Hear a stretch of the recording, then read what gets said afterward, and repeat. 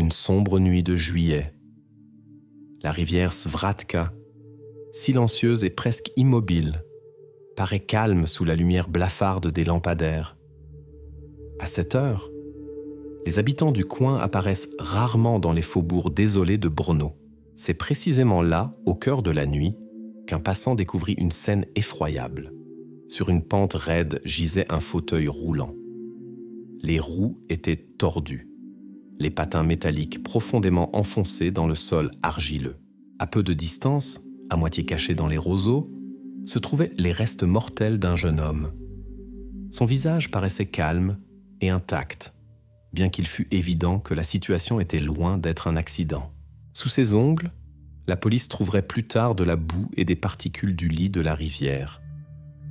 La première énigme pour les enquêteurs fut les traces. Sur les lieux du crime, on distinguait clairement les empreintes de chaussures de 2 personnes, une grande pointure 43 et une petite pointure 39. Elles menaient indubitablement vers la rivière et en revenaient, comme si elles étaient revenues ici 2 fois. La pointure des chaussures correspondait à celle des parents de Jean Novak, Joseph et Marie. Cependant, ils affirmèrent à la police ne pas avoir été à la rivière cette nuit-là. Plus tard, les techniciens de la police scientifique trouveraient les empreintes digitales de Joseph et Marie sur les poignées du fauteuil roulant. Mais cela pourrait s'expliquer par les soins quotidiens prodigués à leur fils. La pièce suivante importante du puzzle apparut sur l'enregistrement d'une caméra du magasin Potravini Kratochvil. La caméra enregistra la voiture familiale, une Škoda Fabia, à 2 reprises, à 0h37 et à 2h14 du matin. Entre les 2 observations de la voiture, près d'1 heure et demie s'était écoulée. Les premiers soupçons des enquêteurs se portèrent sur Marie Novak, la mère de Jean.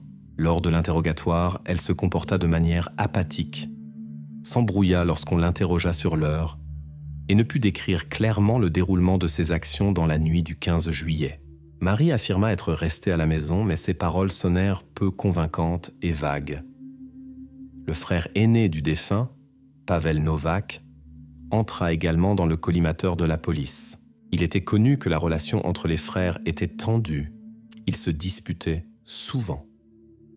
La nuit des faits, Pavel se trouvait, selon ses dires, en service de nuit.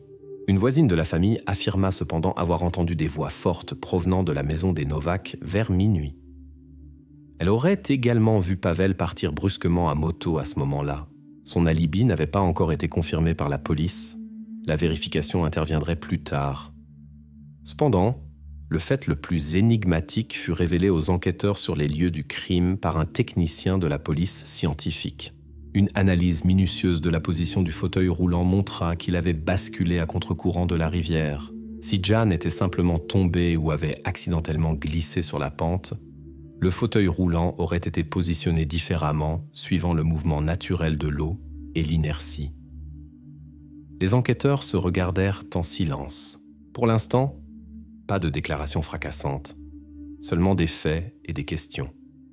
Des caméras, des empreintes de chaussures, d'étranges contradictions dans les dépositions des parents et l'alibi encore non confirmé du frère. Ce qui s'était exactement passé cette nuit-là au bord de la Svratka, l'enquête devait encore le découvrir. Après le premier interrogatoire de Pavel, l'enquête porta son attention sur son rôle possible. Il ressortait des dossiers que Pavel, le frère aîné de Jeanne, avait eu un service de nuit à l'acierie Железarny Brno dans la nuit du 15 juillet. Le relevé de pointage de l'entreprise confirma que Pavel s'était présenté à la porte de l'usine et avait badgé avec sa carte magnétique à 0h55. Le service commençait officiellement à 1 heure précise. Cependant, la déposition de la voisine souleva de sérieux doutes. Elle avait clairement entendu des cris provenant de la maison des Novak vers minuit et avait vu Pavel quitter précipitamment la maison à moto. Compte tenu de cette déclaration, l'enquête commença à vérifier les délais et les itinéraires afin de déterminer si Pavel avait eu le temps de faire quelque chose en rapport avec l'incident au bord de la Svratka tout en arrivant à temps à l'usine. Les enquêteurs prêtèrent attention au relevé téléphonique de Pavel. Un message troublant qu'il envoya à un ami précisément à 0h12 prit une importance particulière. Le message était court et sec. Encore des cris. « Je n'en peux plus. Cette phrase suggérait une atmosphère tendue à la maison et était probablement la raison de son départ soudain. Après que l'enquête eut demandé des données sur les déplacements de Pavel, la question se posa de savoir quel itinéraire il aurait pu emprunter après avoir quitté la maison. L'enquête émit une hypothèse. Si Pavel était parti vers 0h12, avait-il eu une chance de retourner chez lui ou d'être au bord de la Svratka, d'aider ses parents dans des actions inconnues, puis de se rendre au travail avant 0h? 55. La distance entre la maison et l'usine était d'exactement 6 km, et le trajet de nuit à moto ne durait normalement pas plus de 10 minutes. Théoriquement, Pavel avait la possibilité de se trouver à plusieurs endroits pendant cette période critique. La version de l'enquête commença à se dessiner clairement. Pavel aurait pu aider ses parents à amener Jeanne à la rivière, puis mettre en scène la chute du fauteuil roulant, pour ensuite rentrer et pointer à temps à l'usine. Cette version paraissait convaincante, surtout compte tenu des relations familiales difficiles, déjà confirmées par les déclarations de voisins et de connaissances. Cependant, toute supposition devait être étayée par des preuves tangibles. À ce stade, l'enquêteur envisagea activement la possibilité que Pavel n'ait pas simplement fui un conflit, mais qu'il ait été directement impliqué dans les événements au bord de la rivière. Mais bientôt, une preuve apparut qui remit cette version en question. Une caméra vidéo d'une station-service sur le chemin entre la maison des Novak et l'usine enregistra clairement Pavel entre environ 0h25 et 0h30. L'enregistrement montrait qu'il était seul, que ses vêtements étaient propres, ses mains sans trace de saleté ou de boue. Ces détails affaiblirent considérablement l'hypothèse de sa participation directe aux événements au bord de la rivière. Sur l'enregistrement, on voyait clairement Pavel faire le plein de sa moto et payer rapidement à la caisse. Aucune nervosité, aucune trace de hâte ou d'agitation. Le comportement normal d'une personne se pressant pour aller au travail. Les enquêteurs durent réfléchir au fait qu'ils avaient peut-être commencé trop rapidement à faire des suppositions, sans attendre tous les faits. À la lumière des nouvelles preuves, l'attention de l'enquête commença à se reporter sur les parents de Jean, Joseph et Marie. Il était cependant encore trop tôt pour rayer officiellement Pavel de la liste des suspects. Les techniciens de la police scientifique attendaient encore les résultats de l'examen des chaussures et de la moto de Pavel pour confirmer ou infirmer définitivement sa participation directe. Maintenant, les enquêteurs décidèrent d'examiner de plus près la dynamique familiale des Novak, les relations tendues entre les frères, les déclarations étranges et contradictoires des parents. Tout cela obligeait à retourner à la maison, à l'histoire de la famille, à ses secrets, qui se cachaient peut-être derrière les murs d'une maison ordinaire à Barnaud. Mais il restait encore un long chemin à parcourir avant l'abandon officiel de la piste concernant Pavel. Après que la version d'une implication directe de Pavel eut temporairement perdu de son actualité, l'enquête décida d'examiner attentivement les circonstances de la vie familiale de Jean Novak. Les documents financiers de la famille passèrent au premier plan. Un fait attira l'attention de la police. Les factures des médicaments que Jeanne prenait régulièrement avaient fortement diminué de 60% depuis avril 2022. Ce revirement inattendu suggérait un changement substantiel dans les soins prodigués à Jean. De plus, les services sociaux confirmèrent avoir envoyé à la famille Novak une notification officielle concernant un possible retrait des subventions destinées aux soins de Jean. La notification mentionnait des dépenses non justifiées. Les enquêteurs demandèrent des détails au service et obtinrent une réponse claire. Joseph et Marie ne purent fournir de justificatifs ou de preuves adéquates de l'utilisation exacte des fonds publics.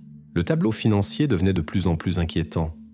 L'enquête ne put ignorer la correspondance de Marie, tombée entre leurs mains lors de l'examen de routine du téléphone. Dans des messages à une amie, Marie écrivait « Je ne peux plus le voir souffrir ». Cette phrase, consignée dans la correspondance de mai 2022, témoignait d'un grave épuisement moral et émotionnel de la mère. Cependant, une incohérence apparut ici, qui nécessitait des explications. Si les soins de Jeanne étaient si lourds, pourquoi la famille ne s'était-elle pas tournée vers le centre de soins palliatifs gratuit de Brno pour obtenir de l'aide ?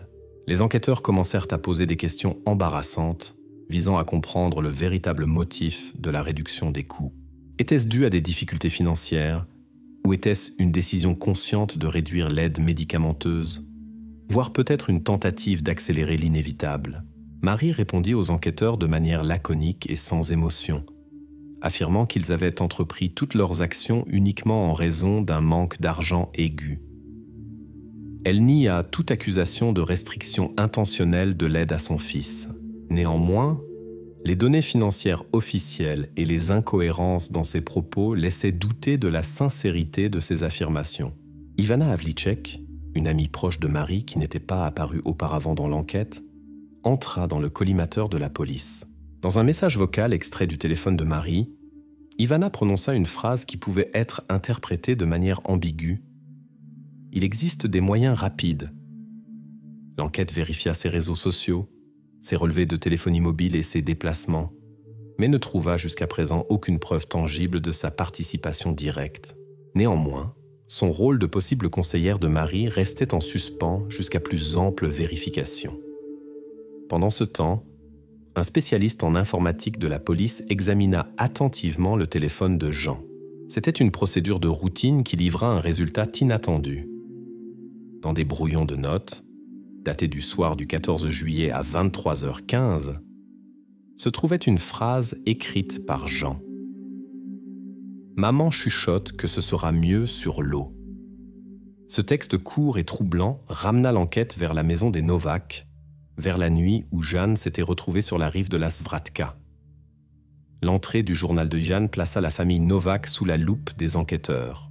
Leurs explications antérieures semblaient maintenant encore moins convaincantes. La version selon laquelle la tragédie au bord de la rivière était un hasard ou un accident perdit de sa force. Néanmoins, les enquêteurs ne purent exclure immédiatement Ivana, l'amie de Marie, de la liste des personnes ayant pu influencer la décision de la famille. Sa participation, bien qu'indirecte, restait floue et nécessitait une confirmation ou une réfutation documentaire supplémentaire. L'enquête ordonna un nouvel examen du fauteuil roulant de Jeanne afin de clarifier des détails techniques supplémentaires susceptibles d'éclairer les circonstances physiques de l'incident au bord de la rivière. Les experts espéraient la comprendre si la position du fauteuil roulant était le résultat d'actions actives de tiers ou si elle avait pu se produire accidentellement. Le centre de l'enquête se déplaça progressivement de l'examen des motifs personnels et de l'état psychologique des parents vers l'analyse détaillée des aspects physiques des événements. C'est précisément l'examen du fauteuil roulant qui pourrait devenir le point clé et délimiter définitivement le cercle des suspects. Le nouvel examen du fauteuil roulant de Jean se révéla décisif. Lors d'une analyse détaillée, les spécialistes trouvèrent, sous le siège du fauteuil roulant, un court morceau de corde en nylon d'exactement 32 cm de long. Au début, la découverte sembla fortuite. La corde pouvait faire partie d'un vieil équipement de pêche ou être un morceau déchiré d'une bâche. Néanmoins, les techniciens de la police scientifique commencèrent un examen minutieux des fibres. Selon l'expertise réalisée, les fibres de la corde correspondaient à 98% à une corde en nylon trouvée chez Joseph dans sa maison de campagne. C'est précisément avec cette corde que Joseph attachait habituellement son bateau, ce que la police savait grâce à des témoignages et des photos du lieu de la maison de campagne. La probabilité d'une correspondance excluait la possibilité d'un hasard et donnait à l'enquête un indice important. Simultanément, l'enquête reçut une impulsion inattendue avec l'apparition d'un nouveau témoin. Karel Stepanek, un pêcheur amateur qui n'était pas apparu auparavant dans l'affaire, rapporta qu'il se trouvait la nuit des faits à son lieu de pêche habituel, non loin de l'endroit où le fauteuil roulant avait été trouvé. Selon Stepanek, vers 1h10 du matin, il vit un couple ressemblant fortement à Joseph et Marie Novak traîner quelque chose de lourd en direction de la rivière. Cette information concordait entièrement avec les soupçons de l'enquête concernant l'implication des parents dans les événements. Néanmoins, il restait à clarifier pourquoi la corde trouvée n'avait pas été proprement coupée, mais littéralement arrachée. Si la famille avait planifié ses actions à l'avance, pourquoi s'était-il tant hâté et s'était-il permis une telle négligence? La version était compliquée par un autre détail. La montre du témoin Karel Stepanek avançait d'environ 6 minutes. La police examina attentivement l'heure de ses dépositions et tenta de comprendre avec quelle précision il avait pu déterminer le moment où il avait vu les parents présumés. Au début, l'enquêteur soupçonna que la corde pouvait appartenir à des visiteurs occasionnels de la rive ou même à des pêcheurs. Carel fut également examiné pour un éventuel état d'ivresse et de confusion dans ses déclarations. Cependant, l'analyse des fibres exclut officiellement cette version et confirma par des documents que la corde appartenait à Joseph. Karel Stepanek, pêcheur, statut, témoin, confirmé comme fiable. Son état cette nuit-là était sobre, et un léger décalage horaire ne changeait rien de fondamental au tableau des événements. Entre-temps, les enquêteurs eurent accès aux données de suivi du bracelet de fitness de Marie Novak. Les enregistrements montrèrent que son pouls, dans la période allant d'1h05 à 1h20 du matin, avait brusquement augmenté jusqu'à 128 battements par minute, bien que le bracelet fût à ce moment-là en mode sommeil. Une telle anomalie pouvait indiquer un stress physique ou émotionnel considérable. Les enquêteurs notèrent ce fait avec assurance comme un indice important suggérant la participation active de Marie aux événements de la nuit. Le parquet commença alors à formuler une accusation officielle, s'appuyant sur la version familiale. L'ensemble des preuves, les fibres de corde trouvées, les enregistrements du bracelet de Marie et les déclarations de Karel Stepanek donnèrent au parquet des motifs suffisants pour une mise en accusation formelle de Joseph et Marie Novak. L'enquête structura soigneusement les matériaux et se prépara au procès, faisant preuve d'une prudence particulière et évitant les conclusions hâtives. Bien que les preuves indiquassent clairement l'implication des parents, tous les doutes possibles devaient encore être vérifiés et officiellement dissipés. Le matin de l'audience du tribunal arriva. Dans la salle d'audience, le silence étendu. Les experts commencèrent, l'un après l'autre et de manière factuelle, à présenter les expertises qui formaient l'image définitive de la nuit du 15 juillet. Le premier à parler fut le spécialiste en tracologie. Il expliqua clairement et de manière convaincante que le fauteuil roulant de Jeanne n'aurait pas pu tomber par hasard de la manière dont il fut trouvé sur la rive de la Svratka. L'examen des traces sur les patins et la nature des dommages au fauteuil roulant indiquait qu'il avait été délibérément poussé par deux adultes. La force et l'angle de la poussée montraient que le fauteuil roulant avait été maintenu par le dossier à l'aide de la corde trouvée sous le siège.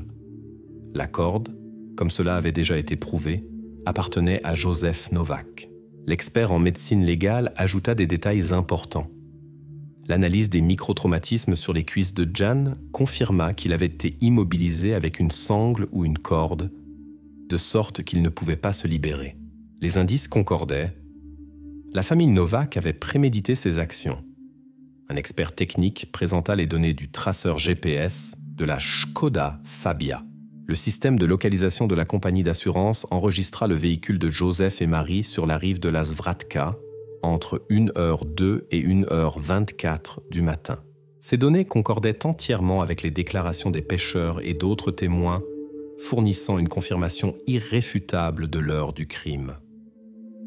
Lors du contre-interrogatoire, Marie s'effondra soudainement, doucement et désespérément, comme si elle se l'avouait davantage à elle-même. Elle dit « Il voulait la paix ». Le tribunal se figea. C'était l'aveu que tout le monde attendait. Maintenant, tous les détails s'assemblaient. La voiture familiale avait été enregistrée la nuit par la caméra d'un magasin et le traceur GPS. La corde avait été trouvée sous le fauteuil roulant. Indubitablement la corde du bateau de Joseph. Les empreintes digitales des parents, relevées par les techniciens de la police scientifique, avaient été laissées après 22 heures, confirmées par de la poudre fluorescente. Les documents financiers de la famille et le journal de Jeanne montraient clairement le désespoir et la pression auxquels la famille avait été soumise pendant longtemps. Le rôle de Pavel est définitivement exclu. Son alibi a été confirmé par des données biométriques à l'usine. Empreintes digitales et enregistrements de caméras ne laissent aucun doute. Pavel, frère aîné. Statut. Soupçon entièrement levé. Dans une procédure distincte, le rôle d'Ivana Havlicek, l'amie de Marie, fut examiné. Un enregistrement audio fourni au tribunal par Ivana elle-même confirma clairement qu'elle n'avait pas proposé de solution rapide à Marie. Ivana avait insisté pour qu'elle recoure au service d'un hospice. La version de son implication est officiellement et sans aucun doute écartée. Alors que le procureur lisait l'acte d'accusation finale, Joseph se leva brusquement de sa place. Sa voix tremblait de colère. Il accusa bruyamment les services sociaux et l'État d'être responsables de ce qui s'était passé, affirmant que sa famille avait été abandonnée et poussée au désespoir. Le juge rappela à l'ordre. Les gardes firent rapidement sortir Joseph. Dans la salle d'audience, le brouhaha excité ne s'apaisa pas avant longtemps. Le verdict du tribunal tomba, sec et clair. Joseph et Marie Novak furent condamnés à 15 ans de réclusion. Le juge prononça les mots de la décision sans émotion ni commentaire. Après la lecture du verdict, une caméra dans le couloir du tribunal capta Pavel. Il se tenait à l'écart, le regard fixé au sol. Son visage était inexpressif. Seule une profonde fatigue se lisait dans ses yeux. Les journalistes discutaient rapidement et à voix basse des détails de l'affaire. Elle était officiellement classée, mais les conversations se poursuivaient. Les gens se demandaient qui remarquerait le prochain appel à l'aide silencieux lorsque quelqu'un d'autre se trouverait au bord du gouffre. Ces discussions, cependant, restaient déjà en dehors de la partie officielle. L'affaire Nuit sur la Svratka était close, ne laissant derrière elle que de tristes faits et des entrées dans les procès-verbaux.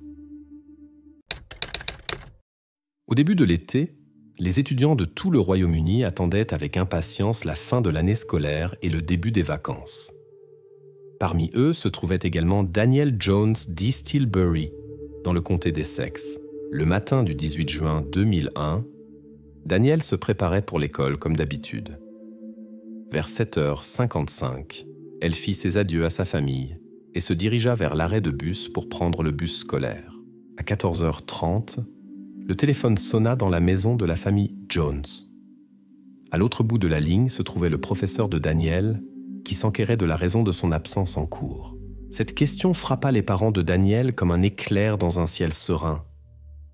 Ils ne pouvaient pas comprendre pourquoi leur fille n'était pas apparue à l'école. Elle n'avait aucune raison de manquer les cours. Daniela Sarah Jones vit le jour à l'automne de 1985 dans le comté d'Essex. Ses parents, Linda et Tony Jones, vivaient avec Daniela et ses deux frères cadets dans le petit village d'East Tilbury. Daniela était plutôt réservée, préférait le confort de la maison et était parfois timide en présence d'autres personnes. Malgré cela, elle possédait un excellent sens de l'humour et avait beaucoup d'amis. Ce que Daniela aimait le plus, c'était les animaux. À la maison, elle avait 2 petits lapins duveteux qu'elle adorait par-dessus tout. Lorsque les parents de Daniela reçurent un appel de l'école, cette nouvelle les troubla profondément. Ils pensaient que même si leur fille avait décidé de sécher les cours, elle rentrerait certainement à la maison avant la tombée de la nuit. Après tout, Daniela avait toujours peur d'être seule la nuit. Toute la journée, les proches et amis de Daniela essayèrent de la joindre.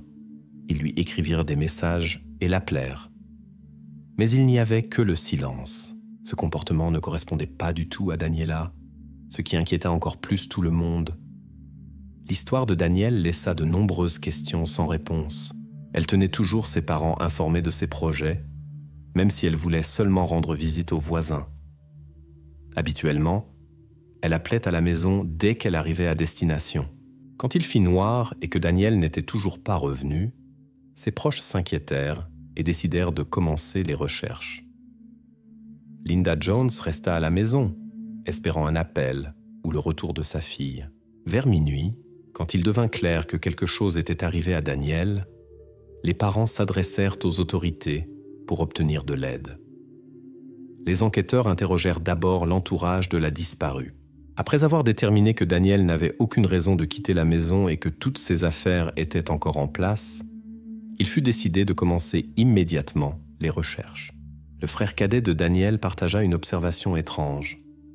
Le matin, il avait vu par la fenêtre comment sa sœur quittait la maison et prenait le chemin habituel, mais ensuite elle s'était soudainement retournée et était parti dans une autre direction. Cela lui avait paru inhabituel. L'opération de recherche fut lancée à grande échelle. Enquêteurs, maîtres chiens avec chien pisteur, proches et amis se dirigèrent le long de la route habituelle de Danielle, qu'elle prenait normalement pour aller à l'école. La mère ne ferma pratiquement pas l'œil de toute la nuit. Elle attendait que sa fille entre par la porte à tout moment comme d'habitude. Dans les 3 jours suivants, la famille fouilla chaque coin de la maison mais ne trouva rien de significatif. Cependant, ils réussirent à trouver des personnes qui avaient vu la disparue ce matin-là. Quelques étudiants remarquèrent comment elle était allée au magasin près de l'arrêt de bus. Il s'avéra qu'elle n'était jamais montée dans le bus scolaire. Bientôt, les opérations de recherche s'étendirent. La police alla de maison en maison dans la petite ville. Les enquêteurs parlèrent avec tous les résidents et leur demandèrent de vérifier leurs remises et annexes. En même temps, la réponse de la société fut écrasante.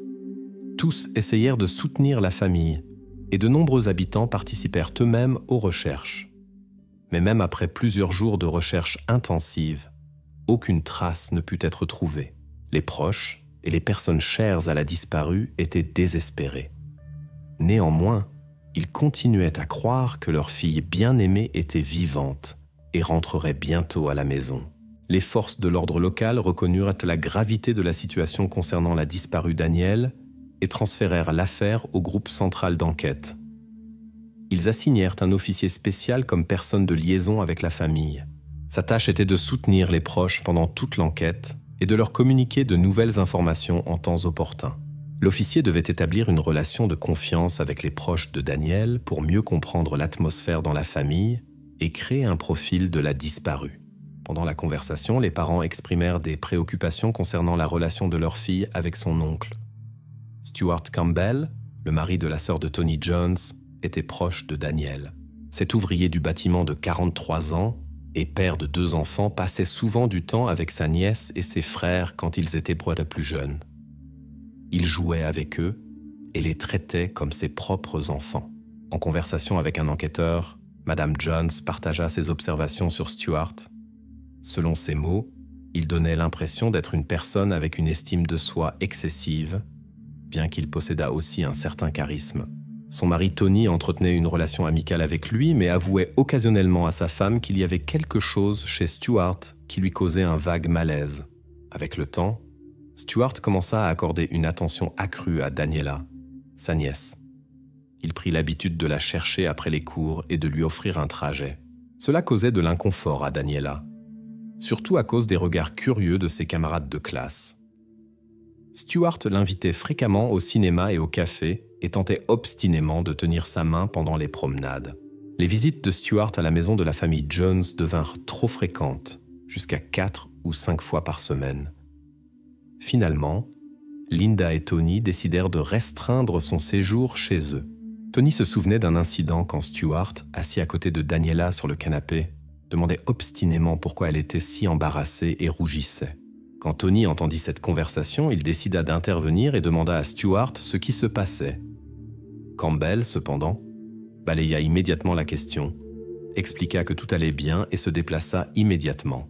Après la conversation avec le représentant des autorités, les parents de Danielle communiquèrent qu'ils ne commençaient à comprendre que maintenant, derrière le comportement de Stuart, pourrait se cacher plus que la relation habituelle entre oncle et nièce. Il semblait que Danielle avait essayé de se tenir à l'écart de lui. Linda et Tony admirent qu'ils avaient auparavant expliqué ces actions par de l'affection sincère et le désir d'être plus proches de leur famille. Et tout ce qui leur semblait étrange, ils l'attribuaient à des malentendus inoffensifs. Ils essayèrent de ne pas trop y faire attention par peur que cela puisse sérieusement nuire aux relations familiales si leurs soupçons s'avéraient infondés. Après tout, la sœur biologique de Tony était l'épouse de Stuart. Un jour après que Danielle eut cessé de répondre, Tony décida de rendre visite à son parent. Cependant, la maison l'accueillit avec le silence. Quand il regarda par la fenêtre, il remarqua avec surprise un système de vidéosurveillance dans le salon, ce qui lui parut inhabituel. Encore plus étrange, cependant, fut le comportement de Stuart Campbell quand Tony le rencontra finalement. Celui-ci semblait complètement indifférent à la disparition de Daniel. De plus, Stewart était le seul qui ne montrait aucun intérêt pour sa recherche. En même temps, les médias locaux continuèrent à rapporter intensément la disparition de Daniel Jones. Face à l'intérêt public croissant, les représentants des forces de l'ordre décidèrent d'organiser une rencontre avec les journalistes pour fournir des informations officielles sur l'affaire. Lors d'une rencontre avec les journalistes, les enquêteurs ont partagé des détails sur la façon dont Daniel avait disparu. Ils ont demandé aux téléspectateurs des nouvelles locales de signaler toute information qui pourrait aider dans la recherche. Cette démarche s'est avérée fructueuse. De nombreux appels ont commencé à arriver au commissariat. L'un d'eux a particulièrement intéressé les enquêteurs. Un témoin oculaire a rapporté que le matin où Daniel avait été vu pour la dernière fois, il avait remarqué une fille d'apparence similaire. Elle se tenait près d'une camionnette bleue et se disputait bruyamment avec un homme. Curieusement, l'oncle de Daniel, Stewart Campbell, possédait une camionnette bleue, similaire. Ce détail a éveillé de sérieux soupçons chez la police. Des craintes ont surgi que Campbell puisse avoir enlevé sa nièce vers une direction inconnue. Avant que les enquêteurs n'invitent la personne suspecte à une conversation, ils ont décidé d'examiner son passé. Ce qu'ils ont découvert leur a causé une grande inquiétude. Il s'est avéré que cette personne avait attiré l'attention des autorités il y a de nombreuses années. À la fin des années 80, elle avait été arrêtée pour comportement inapproprié envers une jeune personne. Elle avait avoué sa culpabilité, mais s'en était sortie avec une peine avec sursis et avait quitté la salle d'audience en personne libre. Linda et Tony savaient tous deux que leurs nouveaux parents avaient eu des problèmes avec la loi dans le passé. Mais quand ils essayaient de découvrir des détails, Stewart les rassurait et assurait que c'était des broutilles. Il avait convaincu tout le monde qu'il avait été victime de calomnie, puisque le tribunal l'avait finalement acquitté. L'enquête ultérieure a mené à des révélations choquantes. La police a découvert environ 30 cas dans lesquels le nom de Stewart Campbell apparaissait. Il s'est avéré que pendant de nombreuses années, il avait attiré de jeunes femmes en se faisant passer pour un photographe à la mode. Une fois qu'il était seul avec elles, il les forçait à participer à des séances photos douteuses, prétendant que c'étaient des prises pour des magazines de luxe. Étant donné l'histoire de Campbell et sa relation inhabituelle avec la disparue Daniel, les enquêteurs devaient soit écarter les soupçons contre lui, soit trouver des preuves de sa possible participation à la mystérieuse disparition de sa nièce. Comme Daniel ne pouvait être trouvé, les enquêteurs ont développé la théorie que Stewart Campbell la retenait possiblement dans un lieu inconnu contre sa volonté. Ils ont organisé une surveillance en espérant qu'il les mènerait au lieu où se trouvait la disparue. Cependant, son comportement n'a fait qu'intensifier les soupçons des autorités. Il ne montrait pas l'inquiétude qu'on attendrait d'un oncle dont la nièce avait disparu sans laisser de traces. Au lieu de cela, Campbell passait du temps de manière étrange dans des parkings à photographier des voitures similaires à sa propre Nissan argentée. Quand il devint clair que la surveillance n'apportait pas les résultats souhaités, les enquêteurs décidèrent d'arrêter Campbell. Le 23 juin, 5 jours après la disparition de Daniel Jones, Stewart Campbell fut mis en garde à vue. Lors de l'interrogatoire par les enquêteurs, il fut immédiatement fait comprendre à Campbell qu'ils avaient des raisons solides de croire qu'il était au courant de la situation avec Daniel. Cependant, Stewart commença immédiatement à tout nier et affirma n'avoir aucune idée de où elle se trouvait.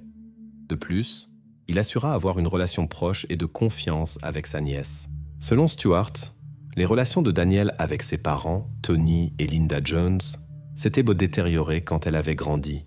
Il raconta qu'il servait de médiateur entre Daniel et ses parents pour aider la famille Jones à éviter une rupture, car selon lui, ils étaient au bord de la séparation. Au cours de la conversation, il s'est avéré que Stewart Campbell avait un alibi solide. Au moment de la disparition de Daniel, il n'était pas à East Hillborough. Il était allé dans la ville voisine pour se procurer des matériaux de construction pour aider son voisin avec des travaux de rénovation. Il n'avait pas de reçu parce que dans ce magasin, il n'y avait pas les marchandises nécessaires. Sur le chemin du retour, il s'était arrêté pour appeler sa femme et lui dire cela. Après son retour à la maison, il s'était immédiatement rendu chez le voisin pour continuer les travaux de rénovation. L'histoire du cas de Daniela Jones a laissé beaucoup de questions sans réponse. Malgré les alibis douteux de Campbell, Les autorités n'ont pas pu trouver de raison suffisante pour son incarcération prolongée. Il fut libéré sous caution jusqu'à la conclusion des enquêtes. Étant donné l'histoire de Campbell, la perspective de sa libération causa une considérable inquiétude aux enquêteurs. Ils soupçonnaient qu'il pourrait représenter un danger, mais n'avaient pas de preuves solides pour porter des accusations. Dans ce contexte, il fut décidé de fouiller à nouveau la maison de la famille Jones. En cherchant dans la chambre de Daniela, ils trouvèrent une trousse avec 2 notes. La première disait « Salut, princesse. Au cas où tu n'aurais pas remarqué mes messages précédents, j'ai décidé d'en laisser un de plus. Je veux que tu saches. Ton sourire me manque. Bisous. » Quand les enquêteurs montrèrent ces notes à Linda Jones, elle fut choquée et déclara les voir pour la première fois. Elle raconta que toute la famille Jones était partie en vacances quelques semaines avant la mystérieuse disparition de Daniela. Linda soupçonna que Stuart pourrait être entré dans la chambre de Daniela en leur absence et avoir laissé ses messages. Le père de Daniela se souvint d'un détail important. Avant leur départ, Campbell avait installé une nouvelle porte arrière dans leur maison. Le soupçon surgit qu'il aurait pu se faire faire une copie de clé de la nouvelle porte précisément à ce moment-là. Les enquêtes menèrent à la nécessité d'examiner la maison de la famille Stuart Campbell. Après avoir obtenu l'autorisation correspondante, les enquêteurs commencèrent l'inspection. Dans la maison fut découverte une grande quantité d'équipements photographiques, ce qui en soi n'éveilla pas de soupçons. Cependant, les découvertes prirent un tournant préoccupant. Parmi les affaires personnelles de Campbell se trouvaient des images qui causèrent de l'inquiétude. Les photographies de jeunes personnes étaient de nature inappropriée et semblaient avoir été prises avec l'appareil photo du propriétaire de la maison lui-même. De plus, des images de contenu similaires qui avaient été téléchargées d'Internet furent trouvées. Les découvertes les plus préoccupantes attendèrent les enquêteurs dans le grenier. Dans un sac double se trouvaient des objets qui donnaient lieu à des pensées inquiétantes. Des sous-vêtements, des moyens de restriction de mouvement et des jouets pour adultes. Une attention particulière fut attirée par une paire de bas blancs avec des traces à peine visibles qui furent envoyés pour examen ultérieur. Au cours de l'inspection, une camionnette bleue appartenant à Campbell fut également confisquée. Stuart Campbell affirma qu'il avait des informations selon lesquelles Danielle n'avait pas disparu, mais avait décidé par elle-même de quitter la maison à cause de désaccords constants entre ses parents. Pour confirmer sa déclaration, il présenta aux enquêteurs un message qu'il aurait soi-disant reçu du numéro de Danielle le jour de sa disparition. Il disait « Salut Stu, merci, tu es pour toujours le meilleur oncle. Dis à maman que je suis vraiment désolé. » Cette information donna de l'espoir aux parents de Danielle que leur fille se cachait quelque part. Cependant, ils étaient extrêmement inquiets qu'elle ne les ait toujours pas contactés et ne soit pas revenue. Un spécialiste en analyse de texte examina le supposé message de Danielle. Il détermina qu'il était écrit en majuscules, alors que Danielle utilisait normalement des minuscules. Les enquêteurs demandèrent des données au fournisseur de téléphonie mobile de Campbell. Il s'avéra que l'appel que Campbell avait soi-disant passé à sa femme quand il revenait du magasin de bricolage le jour de la disparition de Danielle avait été fait depuis Eastleboro et non depuis l'endroit où Campbell prétendait avoir été. Mais le plus remarquable fut que les signaux des appareils mobiles de Campbell et de Danielle Jones furent localisés près de la maison de Campbell et restèrent actifs encore 30 heures après sa disparition. 30 jours après que Danielle Jones eut perdu le contact, ses proches inquiets s'adressèrent au public par l'intermédiaire des médias. Ils espéraient en trouver de nouveaux indices et toute information qui pourrait éclaircir le mystère. La famille a exhorté tous ceux qui pourraient savoir quelque chose ou avoir vu Danielle, mais pour une raison quelconque, ne l'avaient pas encore communiqué aux autorités, à partager enfin les informations qu'ils connaissaient. Après quelque temps, les proches de Jones, avec des représentants des forces de l'ordre, ont distribué environ 1500 dépliants avec des photos de Danielle. Parallèlement, les enquêteurs ont reçu les résultats de l'examen des bas blancs trouvés dans le grenier de Stuart Campbell. Les conclusions des experts étaient troublantes. Des traces ont été trouvées sur le vêtement qui étaient liées à la fois à Campbell et à Danielle Jones. Sur la base des données collectées, Stuart Campbell a été placé en détention sans possibilité de libération sous caution. Il a été emmené au commissariat où il a été accusé de possession d'images inappropriées. Cependant, cette accusation n'a servi que de raison formelle pour l'arrestation et a permis aux enquêteurs de poursuivre l'investigation et de préparer des accusations plus graves liées à la disparition de Daniel Jones. Un parent du suspect lui a rendu visite peu après son arrestation. Après une conversation avec lui, le parent a informé les forces de l'ordre qu'il était profondément convaincu que le détenu ne disait pas la vérité. Il s'est également avéré que le suspect tenait des registres que les enquêteurs appelleraient plus tard le journal de la disparue. Il y notait chaque interaction avec elle, qu'il s'agisse d'un appel ou d'un message envoyé. Ces registres ont clairement montré qu'il était excessivement fasciné par elle. Malgré l'absence de preuves claires sur la disparition, les enquêteurs avaient rassemblé suffisamment d'indices pour porter des accusations de participation à la mystérieuse disparition. Après l'inculpation, le suspect est resté sous observation des forces de l'ordre pendant près d'1 an. Pendant cette période, plus de 500 signalements sont arrivés de toute la Grande-Bretagne et de l'Europe, disant que la disparue était soi-disant en bonne santé. Cela a causé des difficultés considérables à la police locale, car chacun de ces signalements nécessitait une vérification approfondie. S'il y avait eu la moindre possibilité qu'elle soit encore quelque part et que ce signalement soit passé inaperçu, cela aurait pu être un argument important au tribunal pour les avocats de Campbell. Dans les mois précédant le début du procès, les efforts pour retrouver Daniel ont été considérablement intensifiés. Il ne s'agissait pas seulement de trouver des preuves clés pour l'enquête, mais aussi d'apporter le réconfort spirituel si nécessaire à ses proches. 12 jours avant le début du procès contre Campbell, des restes humains ont été découverts. Les enquêteurs ont déterminé qu'ils appartenaient à l'étudiante disparue nommée Millie Dowler. Comme on l'a appris plus tard, un certain Levi Belfield était impliqué dans sa disparition. Il devrait répondre de ses actes une décennie entière après la découverte des restes de Millie. Le 14 octobre 2002 a commencé le procès contre Stuart Campbell, l'homme qui était marié à la sœur du père de Daniel. Linda et Tony Jones lui faisaient confiance. Il se faisait passer pour un parent attentionné. L'histoire de Stuart Campbell a soulevé de nombreuses questions.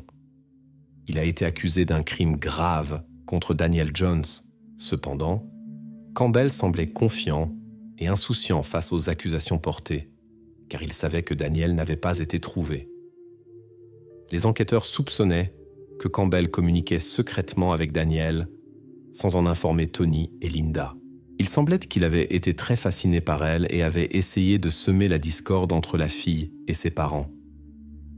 La dernière fois qu'on a vu Daniel, elle parlait avec quelqu'un dans un fourgon bleu qui ressemblait au véhicule de Campbell. Dans le grenier de Campbell, on a trouvé une paire de bas blancs avec son ADN et celui de Daniel. Ces registres personnels ont révélé un intérêt malsain pour les jeunes personnes. Une pièce importante de preuve était les messages prétendument envoyés par Daniel. Une enquête a révélé que Campbell lui-même était l'auteur et essayait de détourner l'investigation. Les données du fournisseur de téléphonie mobile ont réfuté son alibi. Pendant tout le processus judiciaire, Campbell a gardé le silence. Il ne faisait qu'occasionnellement passer des notes à ses défenseurs quand quelque chose ne lui plaisait pas. Après près de 3 mois de procès, le jury a rendu son verdict.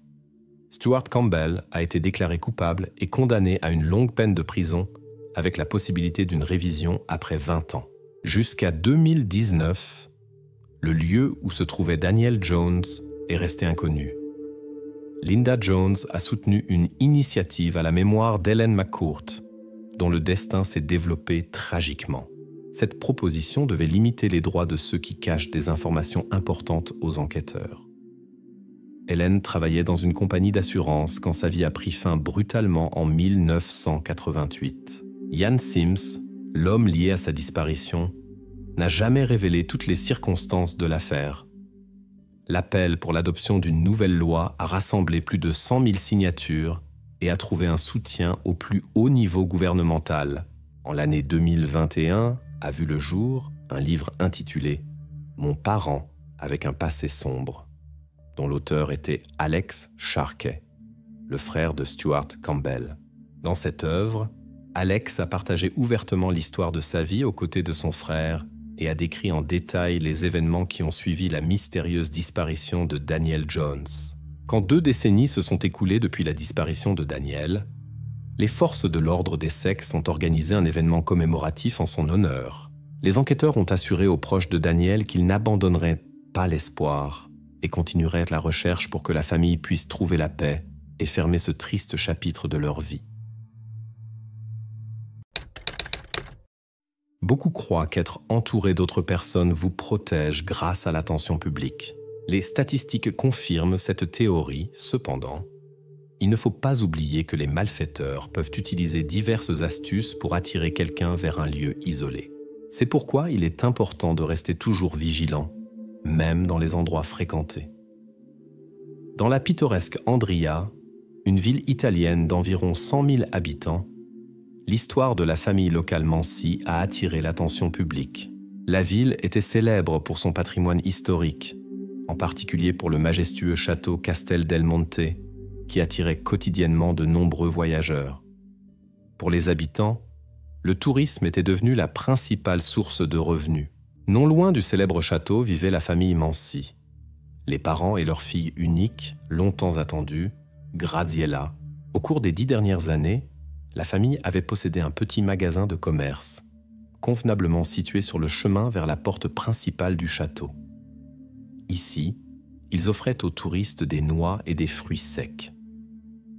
Le commerce marchait bien. Graziella, malgré son âge, aidait souvent dans l'entreprise familiale, ce qui réjouissait beaucoup ses parents. Dans la rue touristique animée, il y avait toujours beaucoup de visiteurs, et les mains supplémentaires étaient très bienvenues. La jeune femme participait avec joie à l'entreprise commune et attirait les clients par sa gentillesse et son énergie. Le samedi 19 août 2000 ne différait pas des week-ends habituels avec leur affluence maximale de touristes. Ces jours-là, c'était souvent le grand-père de Graziella qui se tenait derrière le comptoir. La petite fille lui tenait volontiers compagnie et accomplissait de petites tâches.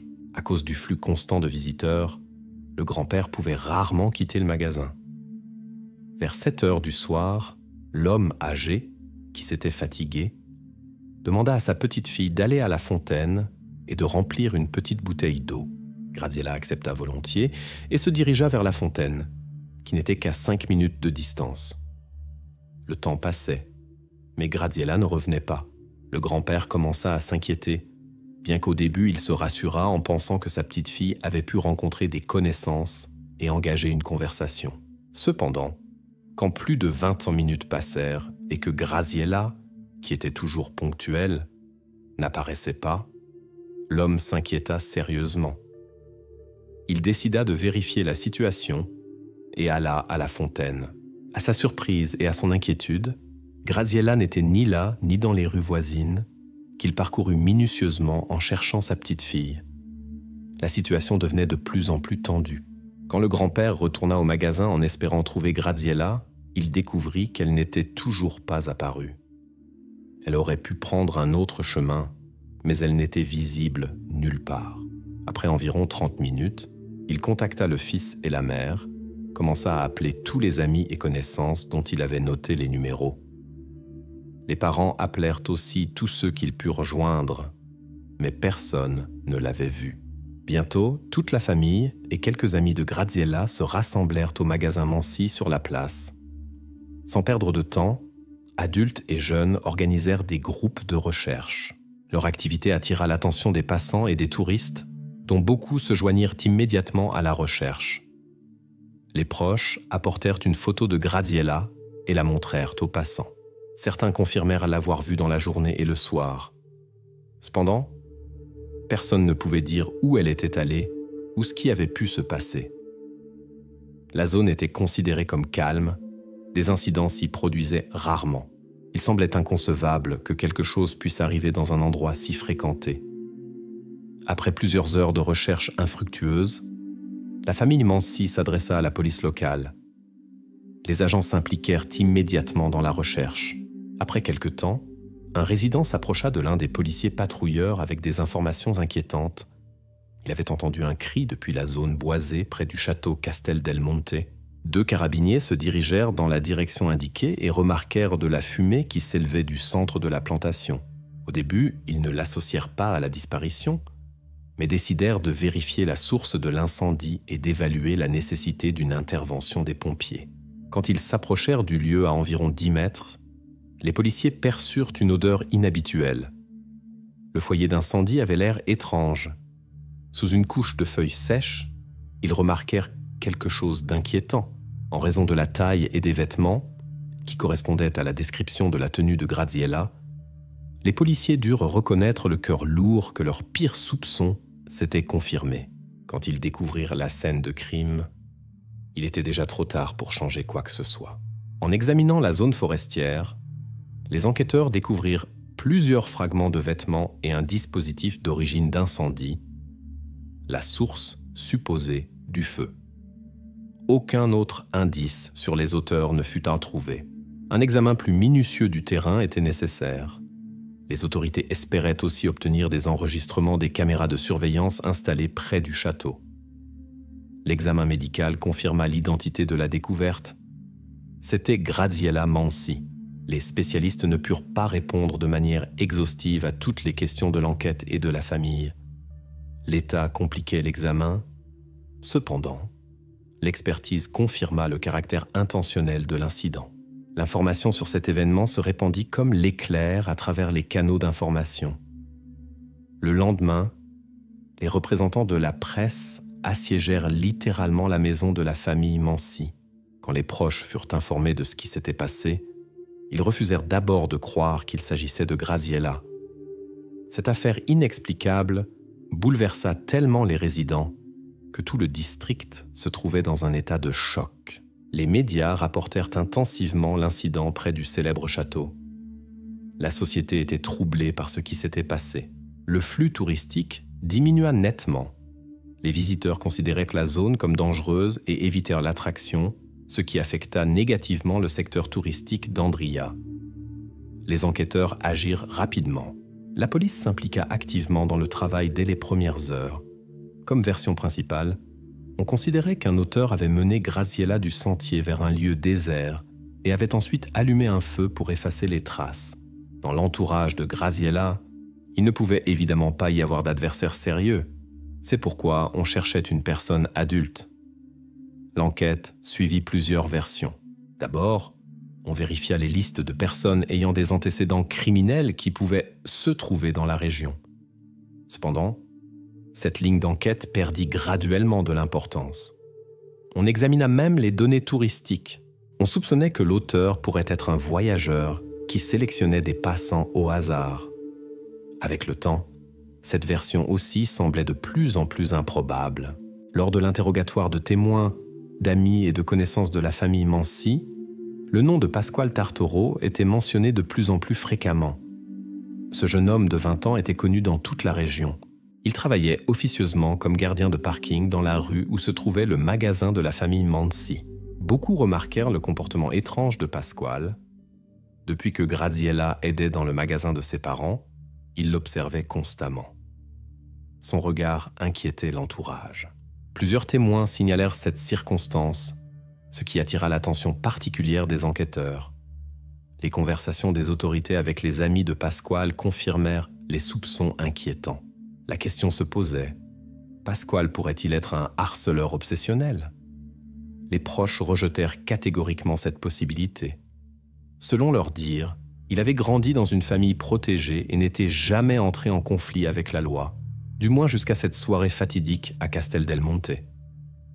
Malgré les assurances de ses parents, cependant, Pasquale devint le personnage principal de l'affaire. Lors de la rencontre avec les enquêteurs, les soupçons ne firent que s'intensifier. Son t-shirt était taché de taches rouges foncées suspectes et de terre, comme s'il avait creusé dans le sol pendant longtemps. Sur son visage, on voyait des traces de résistance. Les enquêteurs remarquèrent que les égratignures étaient superficielles, comme si elles avaient été laissées par des doigts délicats. Pasquale nia sa participation à la disparition d'une personne. Mais plus les conversations avec les enquêteurs duraient, plus fréquemment sa version des événements changeait. Après plusieurs heures au commissariat, Pasquale commença à céder. Une préoccupation particulière chez les enquêteurs fut suscitée par son commentaire sur la beauté de Graziella. C'est ainsi qu'il parlait de l'étudiante, de De nombreuses incohérences s'accumulèrent dans les récits du suspect, qui essayait évidemment de cacher quelque chose à la police. Dans une version, Pasquale affirma qu'il était par hasard dans cette forêt, lors d'une promenade où il vit une personne immobile. Par peur, il s'enfuit, et peu après la police apparut. Plus tard, son histoire fut complétée par de nouveaux détails. Il raconta comment il rencontra Graziella à la fontaine, où elle était venue chercher de l'eau. Elle n'avait pas peur de lui, l'avait souvent vu auparavant. Jusqu'à ce jour, il paraissait toujours calme et approprié. Pasquale avoua qu'il l'attira dans la forêt avec une histoire de chiot qui était soi-disant né récemment chez un chien local. Quand il fut finalement confronté, il avoua l'incident et affirma qu'il voulait effacer les traces. Le jeune homme insista sur le fait qu'il n'y avait pas d'autre motif et décrivit ce qui s'était passé comme un jeu qui avait échappé à tout contrôle. Les médias éclairèrent activement chaque détail de l'incident et ajoutèrent des rumeurs et des détails non vérifiés. Cela créa de la confusion. Les véritables motifs du coupable restèrent incertains. L'histoire avec les déclarations de Pasquale prit un tournant inattendu. Les autorités tentèrent d'obtenir une version crédible des événements. Dans son histoire, il y avait de nombreuses incohérences, des contradictions évidentes avec les preuves trouvées. Bien qu'il ait partagé les détails des événements et d'autres informations importantes avec les carabiniers, de nombreuses questions clés sur l'incident et ses causes restèrent sans réponse. Il fut établi que l'incendie commença vers 22 heures, mais la disparition fut remarquée presque 3 heures auparavant. Que s'est-il passé pendant tout ce temps? Pasquale expliqua ses actions en disant qu'il entendait des voix. Près de la forêt, des gens passaient. Il pensait que la recherche de la disparue avait commencé. Une préoccupation particulière fut suscitée par l'expertise du médecin légiste. Selon lui, Graziella Mansi était consciente au moment de l'incendie. Les carabiniers continuèrent à travailler avec le suspect. Des questions se posèrent sur pourquoi il n'avait que des égratignures insignifiantes dans ces circonstances. Des doutes surgirent qu'il ait agi seul. Il y avait peut-être aussi d'autres participants. Il fut décidé de mener un nouvel interrogatoire. Finalement, Pasquale accepta de coopérer avec les enquêteurs et de dire la vérité qu'il avait cachée auparavant par peur. Selon ses mots, il n'amena pas Graziella dans la forêt de sa propre initiative. Un groupe de jeunes hommes âgés de 18 à 20 ans l'y obligea. Dans la forêt attendaient Giuseppe Di Bari, Vincenzo Caratello, Domenico Margiotto et Michele Zagaria. Pasquale affirma qu'à l'origine, il n'y avait pas d'autres intentions. Il avait eu un conflit avec ces jeunes hommes dans lequel il avait perdu. En compensation, les connaissances exigèrent d'amener Graziella dans la forêt, ce qu'il fit. Les 4 jeunes hommes retinrent Graziella pendant plusieurs heures. Quand ils entendirent les cris de recherche, ils eurent peur des conséquences. Le groupe décida de cacher les traces de l'incident. Il n'avait pas de matériaux appropriés pour effacer les preuves. Quand Graziella reprit conscience et commença à crier, les jeunes hommes paniquèrent et tentèrent d'utiliser la violence. Finalement, ils la couvrirent de feuilles et essayèrent de réfléchir à comment cacher leurs actions. Après quoi, ils décidèrent d'utiliser un dispositif incendiaire. Tous les participants avaient entre 18 et 20 ans. Comme il s'avéra, les jeunes hommes provenaient de familles aisées et non d'un environnement problématique, ce qui rendit leur acte encore plus incompréhensible. Les connaissances les décrivaient comme des jeunes hommes équilibrés et raisonnables qui n'avaient jamais montré d'agression ou de tendance à violer la loi. Seul l'un d'eux avait eu de petits problèmes avec la loi dans le passé, un vol mineur. Après les déclarations de Pasquale, les autorités arrêtèrent rapidement tout le groupe. La nouvelle ébranla toute l'Italie et reçut une large attention médiatique. Depuis leur arrestation, les suspects nièrent toute participation à la disparition de Graziella et protestèrent ne pas comprendre les raisons de l'intérêt des autorités pour eux. Cependant, les enquêteurs étaient déterminés à continuer leur travail jusqu'à reconstituer le tableau complet des événements de cette soirée dans la forêt. En examinant ces jeunes hommes, les enquêteurs, contrairement à Pasquale, ne trouvèrent pas de traces visibles de l'incident. Leurs vêtements étaient propres et ils ne présentaient pas de blessures. Les perquisitions de leur maison n'apportèrent pas de résultats. Rien de suspect ne fut trouvé.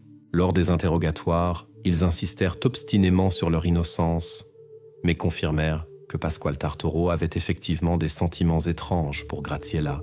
Malgré de longues conversations avec les enquêteurs, aucun d'eux ne changea sa déclaration. À ce moment-là, ils furent libérés, mais restèrent sous surveillance comme suspects.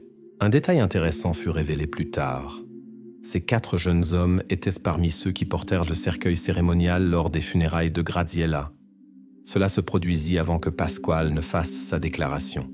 Les témoins rapportèrent que les jeunes hommes montrèrent des émotions sincères, comme s'ils ressentaient une profonde douleur. Lors des interrogatoires, ils expliquèrent leur réaction en disant qu'ils connaissaient Graziella, bien que pas intimement, mais ils la voyaient souvent dans l'entreprise familiale des Mansi. Les enquêteurs développèrent la théorie que la présence des 4 à la cérémonie n'était pas un hasard. Malgré l'absence de relations proches avec la famille, ils auraient pu ressentir un malaise intérieur ou essayer de comprendre à quel point les enquêtes avaient avancé et s'il y avait des soupçons contre eux. La cérémonie rassembla presque toute la ville, même quelques touristes vinrent. Dans une telle foule, 4 jeunes hommes émotionnels n'attirèrent pas d'attention particulière. Quand ils furent à nouveau invités au commissariat, on parla avec chacun individuellement. Vincenzo et Giuseppe affirmèrent avoir un alibi. Ils expliquèrent qu'ils se trouvaient vers 19h le jour de la disparition dans le club de jeu local. Michel et Domenico, au contraire, refusèrent de parler avec les enquêteurs et exigèrent la présence d'avocats. Ce comportement ne fit qu'intensifier l'intérêt des autorités pour ces personnes. Les enquêteurs commencèrent à vérifier l'alibi de Vincenzo et Giuseppe. Dans le club informatique, leur présence fut confirmée, mais seulement pour la première heure. Le lieu où se trouvaient ensuite les amis resta inconnu, ce qui souleva des questions chez les autorités d'enquête. L'affaire prit une tournure inattendue lorsque Michel et Domenico décidèrent de raconter leur version des événements. Leur histoire concordait largement avec les déclarations de Pasquale Tartoro. Selon leurs mots, les amis se sont rencontrés le soir dans la forêt, soi-disant pour un jeu. Au moment de leur arrivée, tout le groupe était déjà sur place. Pasquale devait amener Graziella. Les autres participants se cachèrent derrière les arbres et attendirent leur apparition. Jusqu'à la forêt, ils avaient besoin d'environ 15 à 20 minutes. À ce moment-là, le grand-père avait probablement déjà commencé à chercher sa petite fille. Quand ils arrivèrent sur les lieux, les autres participants sautèrent de leur cachette. Graziella était prise au piège. Le groupe était sous l'influence de l'alcool. Ils s'amusaient de voir à quel point Graziella avait peur. Selon les déclarations des personnes arrêtées, elle voulait seulement jouer avec Graziella sans défense. Graziella était si effrayée qu'elle resta figée. À un moment, la situation échappa à tout contrôle. Après la chute, elle perdit conscience. Les jeunes gens affirmèrent qu'ils avaient originellement prévu seulement de lui faire peur. Quand elle ne répondait plus aux paroles, tous prirent conscience de la gravité de la situation. À ce moment, ils entendirent des voix, probablement de ceux qui cherchaient Graziella. Sous l'influence de l'alcool, ils décidèrent de cacher les traces de l'incident. Les déclarations des suspects furent partiellement confirmées par les preuves. L'examen médical s'avéra ambigu. Graziella avait certaines blessures, mais leur mode de formation ne put être déterminé avec précision. Les vêtements de la jeune femme étaient à leur place, ce qui remit en question certaines versions originales de l'enquête. La difficulté consistait aussi dans le fait que les traces de l'action du feu compliquèrent considérablement le travail des experts. Les carabiniers soupçonnèrent que le groupe de jeunes gens pourrait avoir utilisé intentionnellement les flammes pour cacher les traces de leurs actions. L'histoire du jeu dangereux que racontèrent les personnes arrêtées éveilla de sérieux doutes. Les enquêteurs examinèrent soigneusement toutes les circonstances de l'incident et essayèrent d'établir le véritable déroulement des événements. Pendant ce temps, les personnes arrêtées continuaient d'affirmer que tout était arrivé par hasard. La décision finale devait être prise par le tribunal. 2 du groupe, Vincenzo et Giuseppe, nièrent catégoriquement leur participation. Selon leurs mots, ils vinrent simplement dans la forêt sur invitation de Pasquale sans soupçonner ses intentions. Quand ils virent ce qui se passait, ils seraient soi-disant partis immédiatement. Les jeunes hommes expliquèrent donc qu'ils ne s'étaient pas adressés à la police par peur de possibles représailles des autres participants ou de problèmes avec la loi. On aurait pu les accuser de complicité. Après la conclusion du procès, Pasquale Tartoro reçut une sentence relativement clémente, 30 ans de prison. 2 facteurs y contribuèrent: sa disposition à coopérer avec les enquêteurs et le fait que l'expertise ne confirma pas sa participation directe aux événements finaux. Les 4 autres participants reçurent une sentence plus sévère. Pour l'enlèvement d'une mineure et des actions préméditées, ils reçurent la prison à vie en cellules individuelles, sans droit de contact avec d'autres détenus. L'annonce du verdict provoqua des réactions violentes. La mère de Graziella perdit conscience. Son mari dut être aidé. Entre les familles des accusés naquit une altercation verbale.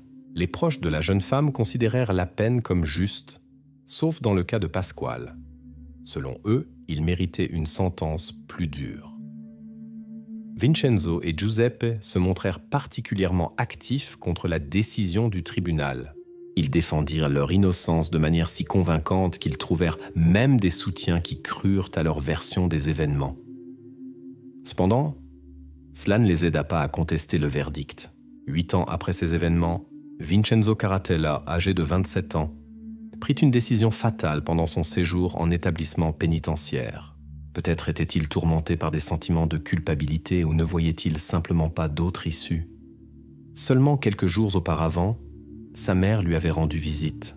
La femme continuait de croire inébranlablement en l'innocence de son fils et le soutenait en tout point. Cependant, Vincenzo lui-même avait déjà perdu toute volonté de continuer son chemin. Le cœur maternel sentit que quelque chose n'allait pas. Elle remarqua que son fils s'était éloigné, était devenu une autre personne, et ses pressentiments s'avérèrent justes. Le 19 juin 2013, l'avocat Michel présenta une demande de révision de l'affaire, invoquant des violations procédurales. Il contesta les résultats du procès précédent, mais le tribunal refusa d'examiner la demande. La mère de Pasquale s'adressa publiquement avec des excuses sincères pour les actions de son fils à la famille Mansi. Elle souligna qu'il devait assumer la pleine responsabilité de ses actes devant la loi. Cependant, la mère de Graziella rejeta ses excuses. Sa réponse fut émotionnelle. Elle déclara que Pasquale devait passer par tout ce que sa fille avait enduré. Selon ses mots, Graziella serait restée avec sa famille s'il ne l'avait pas attirée dans la forêt. Les parents de Graziella considéraient précisément Pasquale comme le principal coupable. Le nom de Graziella Mansi n'est pas oublié en Italie. Au château Castel del Monte se trouve une plaque commémorative avec sa photo et une brève histoire de Graziella, dont le chemin s'est terminé si tôt. Ce lieu est devenu une sorte de mémorial, où les habitants et les touristes laissent des fleurs et des peluches. Les proches de Graziella visitent fréquemment ce lieu de mémoire. Après 24 ans de prison, Pasquale Tartoro obtint sa liberté. Pour bonne conduite, sa peine fut réduite de 6 ans. Maintenant, il a 44 ans et essaie de commencer une nouvelle vie. Il est difficile de prédire comment son destin futur se développera. Parmi tous les participants, il fut le seul à accepter une procédure simplifiée, ce qui conduisit à une réduction de peine. Après l'incident, tous les participants rompirent tout contact entre eux. Même quand Pasquale sortit libre, aucun des anciens amis n'essaya de rétablir le contact. Lui-même dit qu'il se souvient chaque jour de ce qui s'est passé et de la douleur qu'il a causée à Graziella et à ses proches. Pasquale avoue. S'il pouvait retourner dans le passé, il agirait différemment. Dans la phase difficile de réhabilitation, sa famille devint le soutien le plus important. Il exprime sa gratitude à tous ceux qui ont cru en son amélioration. Cependant, la mère de Graziella exprima son opinion sur la libération anticipée de Pasquale. Selon ses mots, sa libération a anéanti l'idée de justice. Elle est convaincue que de telles personnes ne peuvent pas changer et représentent un danger pour la société. C'est pourquoi elles ne méritent pas une seconde chance. Vincenzo et Giuseppe, qui insistaient sur leur innocence, ne purent comprendre les motifs des actions de Pasquale.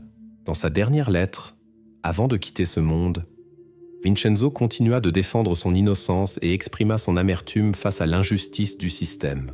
Il espérait qu'un jour, quelqu'un se trouverait qui pourrait prouver la vérité, mais ne voyait plus lui-même de sens à continuer la lutte pour la liberté. Giuseppe, Domenico et Michele se trouvent encore en prison. Giuseppe n'abandonne pas ses tentatives de prouver son innocence et consacre son temps à l'étude de la Bible. Il a accepté sa sentence et ne fait plus d'appel, tout en gardant la foi que la vérité sortira un jour au grand jour. Tous les trois désignent unanimement Pasquale comme le principal coupable de l'incident. Selon leurs mots, il attira Graziella dans la forêt et fut l'initiateur des événements suivants. Malgré cela, Pasquale reçut la sentence la plus clémente parmi tous les condamnés et est déjà en liberté.